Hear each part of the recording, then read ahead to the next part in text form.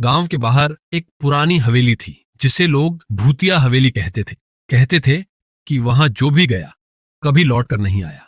एक दिन तीन दोस्त राहुल, सुमित और अजय उस हवेली के रहस्य को जानने का फैसला करते हैं। रात के 12 बजे वे टॉर्च लेकर हवेली में घुसते हैं। हवेली के अंदर घना अंधेरा था, फर्श पर धूल जमी थी और हर कोने से अजीब सी फुसफुसाहट सुनाई दे रही थी। अचानक एक दरवाजा खुद ब खुद बंद हो गया। तीनों घबरा गए। तभी सीढ़ियों पर सफेद साड़ी पहने एक परछाई नजर आई। वह धीरे धीरे उनकी ओर बढ़ने लगी। राहुल की टॉर्च झपकने लगी और तभी एक ठंडी हवा का झोंका आया। कौन हो तुम? अजय कांपते हुए बोला। तभी वह परछाई जोर से हंसी। जो यहां आया वो वापस नहीं जाता, एक डरावनी आवाज गूंजी। सुमित ने भागने की कोशिश की लेकिन उसके पैर जकड़ गए।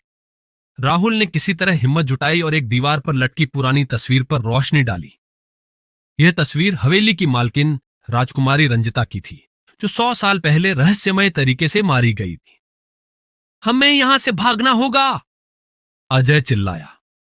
तभी एक जोरदार आवाज आई और दरवाजा अपने आप खुल गया। तीनों ने मौका देखा और दौड़ते हुए हवेली से बाहर निकल गए। जैसे ही वे बाहर आए, हवेली से एक जोरदार चीख गूंजी और दरवाजे खुद ही बंद हो गए।